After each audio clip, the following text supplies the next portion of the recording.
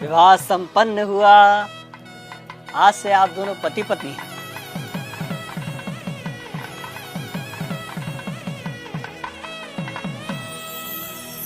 भाई साहब, पंडित जी को भी दक्षिणा देके निपटाओ बस। हाँ हाँ जीजा जी, याद है मुझे।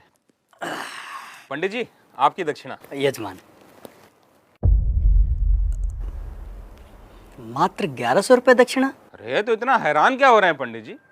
जो रेट चल रहा है वही तो दिया है। दक्षिणा रेट से नहीं, सामर्थ्य के अनुसार दी जाती है यजमान। अरे तो क्या पूरी गड्डी पकड़ा दें आपको?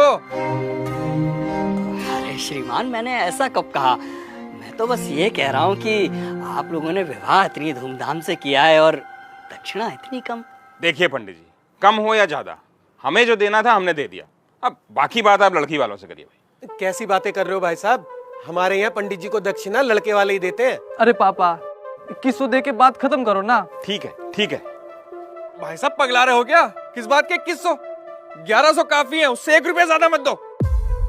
अरे जीजा जी, आप पंडित जी को देख नहीं रहे हो क्या? कैसे शुभ काम को अशुभ बनाने में लगे हुए हैं। अब दक्षिणा को भी इन्होंने भिक्षा बना के रख दिया है। बस यजमान बस, ये आपकी दक्षिणा लीजिए, रखिए इसे।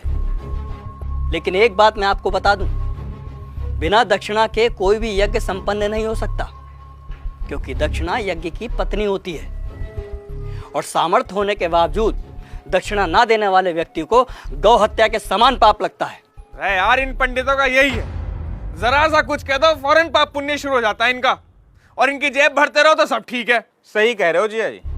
अरे मजे तो इन्हीं के हैं। गद्दे पे बैठ के 2-4 मंत्र पढ़ेंगे, विवाह संपन्न हुआ कह के मांग लो मोटी दक्षिणा। बस, बहुत बोल चुके आप लोग, अब मेरी सुनिए।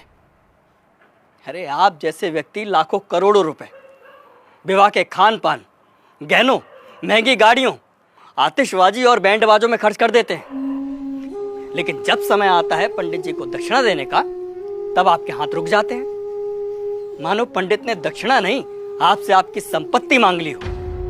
एक बात बताइए, यदि किसी विवाह में पंडित ना हो, फेरे और बाकी कर्मकांड ना कराए जाए, तो इन 56 भोगों, नाच गाने और शराब पी के हुड़दंग मचाने से विवाह संपन्न हो जाएगा? नहीं होगा, क्योंकि विवाह में इन सब का कोई महत्व नहीं होता।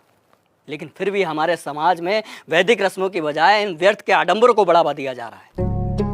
विवाह में फला बैंड आएगा, मेगा फार्म हाउस होगा, विवाह में आने वाले बारातियों को क्या और कितना शगुन देना है, इसकी तैयारी महीनों पहले शुरू हो जाती है। और मंडप में अगर पंडित सुपारी मांग ले तो आप कहते हैं कि अरे पंडित जी भूल गए। क्या यही तरीका होता है विवाह का? और आप क्या कह रहे थे प्रकाश जी कि पंडित का काम ही क्या होता है? आराम से बैठ के 4 मंत्र पढ़ देना और दक्षिणा के लिए हाथ फैला देना।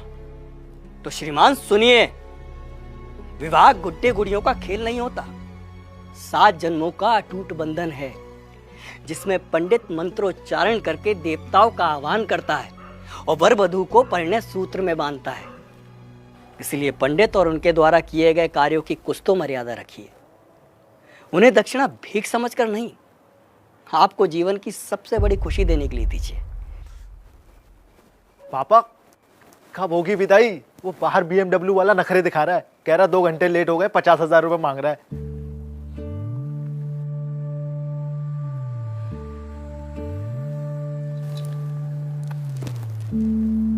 ये तुम्हारे विवाह की दक्षिणा।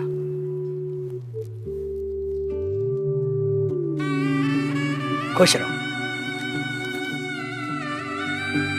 पंडित जी, पंडित जी, पंडित जी